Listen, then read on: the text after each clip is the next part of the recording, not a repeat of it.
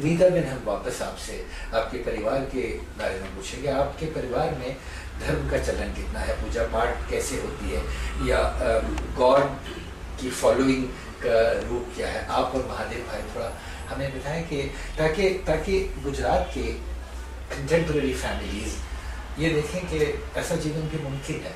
भगवान का आपके जीवन में कितना रोल है और उसका श्रद्धा आप उसको कैसे प्रकट करते हैं?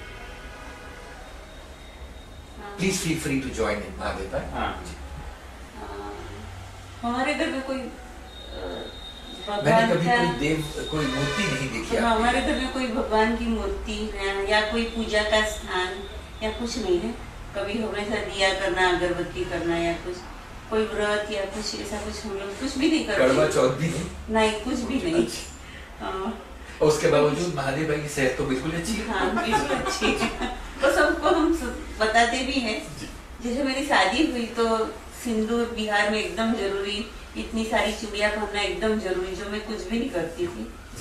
तो मेरी सास को सबको बहुत बुरा लगता था कि सिंदूर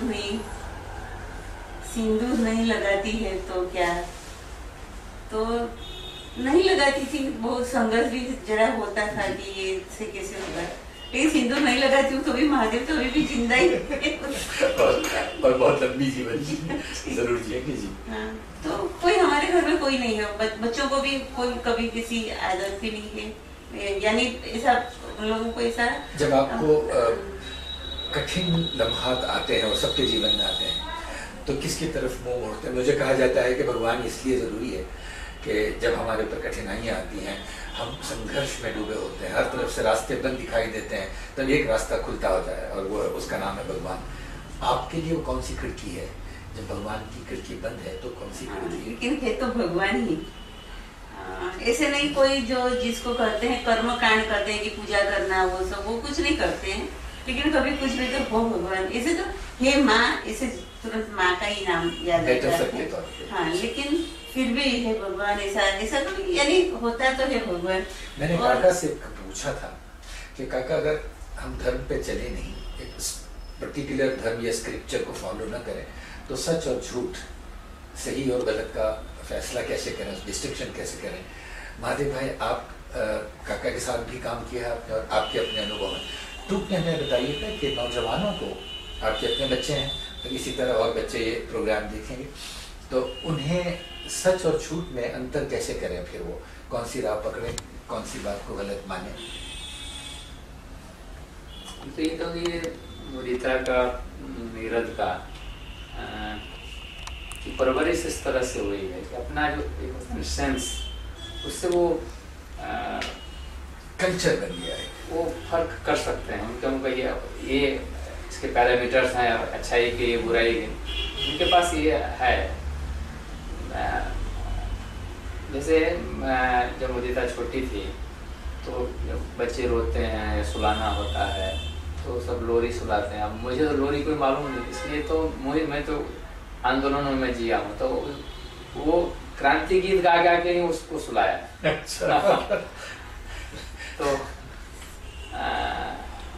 एक प्रसंग में जरा था, एक बार ये मुदिता जब छोटी थी तो हम ऐसे आश्रम ले जाते थे घूमने।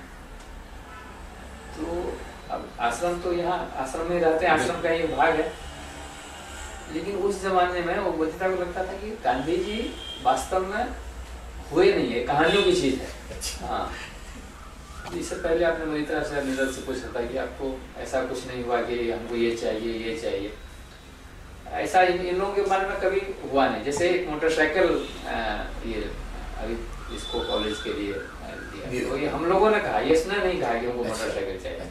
और मोटरसाइकिल होने के बाद भी वो मोटरसाइकिल तो घर पर ही रहता है, वो साइकिल से ही कॉलेज जाता है।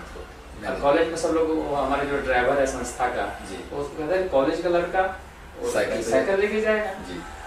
मैं जब कॉलेज में पढ़ता था तो सब लोग, साइकिल ही एक बड़ी बात थी, लेकिन आज के जमाने में साइकिल तो बहुत थोड़ी इंसल्टिंग हो गई है। तो क्या, हाँ, एक और ये जो इन लोगों के जो मुदिता जब छोटी थी, तो अभी एक फोटो है उसका, स्वामी अग्निवेश इतनी छोटी थी। अच्छा। स्वामी अग्निवेश की गोद में मिलता है, बाबू भाई जस भाई पटेल जी मंत्री। अब ये सब हम लोग का एक ऐसा परिवार है। हमारे जो ऑफिस है, उस जमाने में जब फैक्स, टेलीप्रिंटर, और इंटरनेट नहीं था तो सारे पत्रकार हमारे ऑफिस में आते थे। वहाँ बगल में सेंट्रल टेलीग्राफ ऑफिस है, तो सारे लोग वहीं बैठते थे। देश भर के बड़े लोग आते थे, हम लोग थे। मुदिता को भी हम लोग ले जाते थे, हमारा सब काम हो जाता तो मुदिता वहीं सो जाती थी जी। हाँ वहीं सोती थी। तो सबसे वो परिचय क्या आपने पूछा, सवाल क्या पूछा था मैं भूल गया।